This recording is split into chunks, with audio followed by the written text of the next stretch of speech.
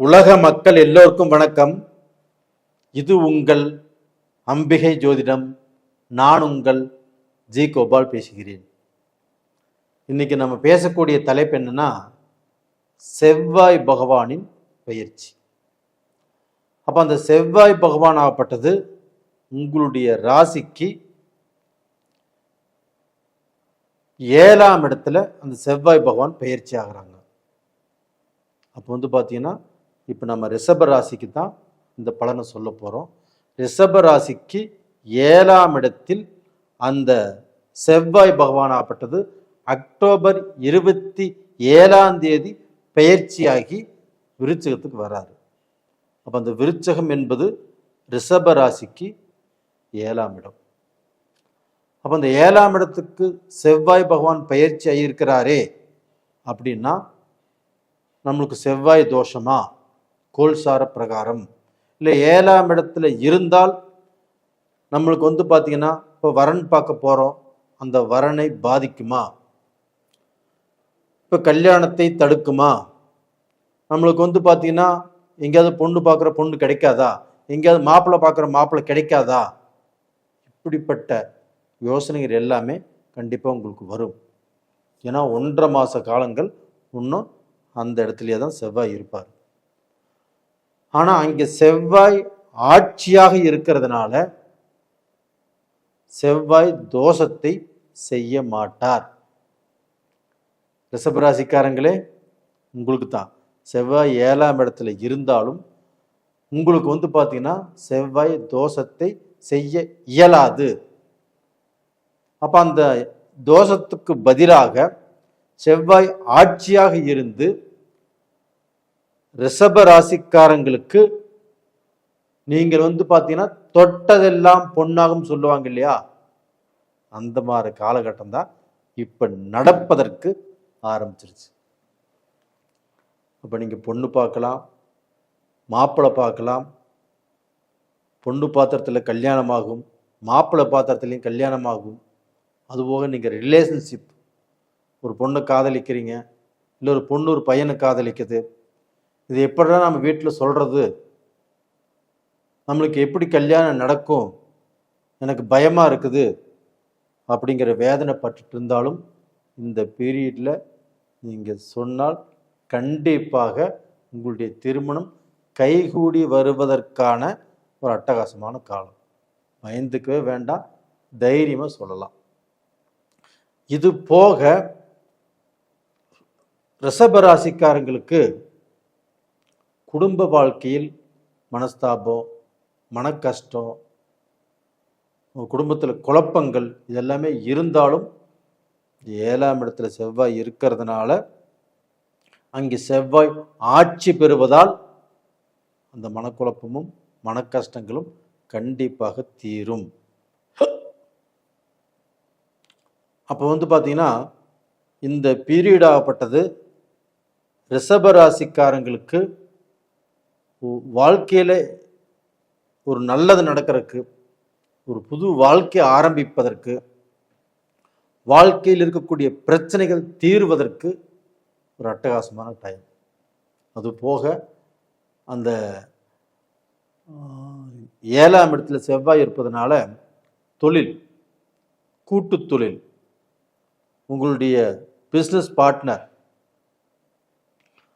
அவங்களும் உங்களுக்கு பார்த்தீங்கன்னா சாதகமாக இருப்பாங்க. அந்த கூட்டு தொழிலில் நீங்கள் ஜெயிப்பீங்க. அந்த கூட்டு தொழில் நல்ல வளர்ச்சி அடையும். அந்த கூட்டு தொழில் மூலியமாக நீங்கள் சம்பாதிப்பதற்குண்டான நல்ல வாய்ப்பு இருக்கிறது. அப்போ அந்த 7ஆம் இடத்துல செவ்வாய் பகவான் ஆட்சியாக இருக்கிறதுனால உங்களுக்கு கூட்டு தொழில் கண்டிப்பாக நல்லா இருக்கும். இதற்கு முன்னாடி சங்கடம் சலிப்புகள் இருந்திருந்தாலும் இந்த பீரியடில் ஒருத்தரை ஒருத்தர் புரிஞ்சு நடந்துக்குவீங்க. அப்போ அந்த சங்கடங்கிறது இப்போ பார்த்தீங்கன்னா தீருவதற்குண்டான வழி உங்களுக்கு கண்டிப்பாக பிறக்கும். அதுபோக இதே செவ்வாய் பகவான் ஆகப்பட்டது 7ஆம் பார்வையாக உங்களுடைய ராசியவே பார்க்குறாங்க.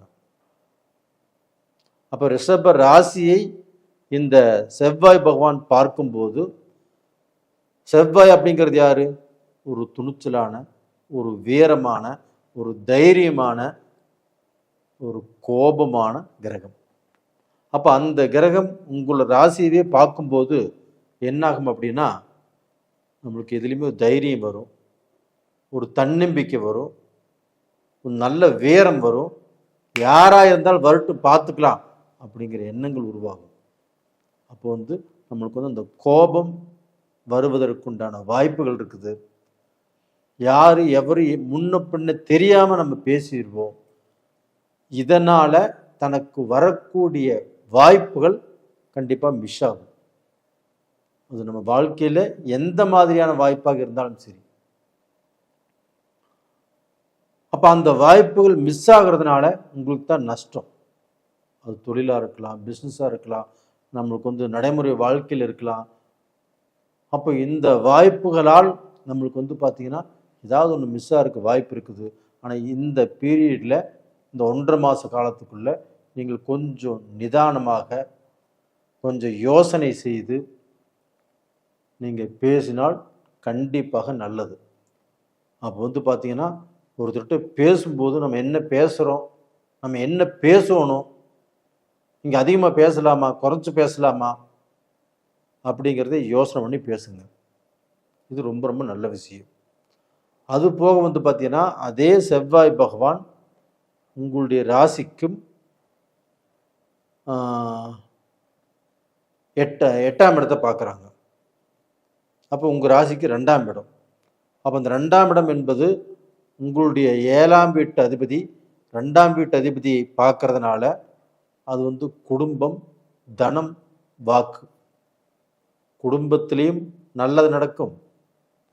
தனம், உங்களுக்கு வர வேண்டிய பணம் கண்டிப்பாக வந்து சேரும். உங்களுக்கு தொழில் கண்டிப்பாக நல்லா இருக்கும். உங்களுக்கு வேலை, இந்த வேலையை போட்டு வேறு வேலைக்கு போகலாம்னு நினச்சாலும் தாராளமாக போகலாம். ஒரு வேலையில் இருந்தீங்கன்னா அந்த வேலையில் இருக்கக்கூடிய டிஸ்டர்ப்பு உங்களுக்கு கண்டிப்பாக குறையும். உங்களுக்கு போட்டி, பொறாமை, எதிர்ப்பு எது இருந்தாலும் அது எல்லாமே படிப்படியாக குறையும். அப்போ எதிரியாக இருந்தவங்க நண்பராவாங்க. உங்களுக்கு பார்த்தீங்கன்னா பகையாக இருந்தவங்க உறவாவாங்க. கண்டிப்பாக இது நடந்தே தீரும். அப்போ டோட்டலாக பார்த்தீங்கன்னா செவ்வாய் பகவானுடைய அனுகிரகமாகப்பட்டது கண்டிப்பாக உங்களுக்கு நல்லதை செய்வதற்குண்டான காலகட்டங்கள் வந்தாச்சு. அதே சமயத்தில் அந்த செவ்வாய் உங்களுடைய ராசியை பார்க்கறதுனால உங்களுக்கு உஷ்ணம் சம்மந்தப்பட்டது, உடம்புல ஹீட் சம்மந்தப்பட்டது, சின்ன சின்ன கொப்பளங்கள் வருவதற்குண்டான வாய்ப்புகள் இருக்குது. அதை கொஞ்சம் பார்த்துக்கோங்க. நேயர்களே, இந்த பதிவு பிடிச்சிருக்குன்னு நினைக்கிறேன். பிடிச்சிருந்தா லைக் பண்ணுங்கள், சப்ஸ்கிரைப் பண்ணுங்கள். நீங்கள் நிறைய ஜாதகங்கள் அனுப்பிச்சிருக்கிறீங்க. நிறைய பேர் நான் போட்ட வீடியோவை பார்த்து லைக் பண்ணியிருக்கிறீங்க, சப்ஸ்கிரைப் பண்ணியிருக்கிறீங்க. அதுபோக உங்களுடைய ஜாதகங்களையும் அனுப்பிச்சிருக்கிறீங்க. ரொம்ப ரொம்ப நன்றி உங்களுக்கு. நேயர்களே, உங்களிடமிருந்து விடைபெறுவது உங்களின் ஜி கோபால். நன்றி, வணக்கம்.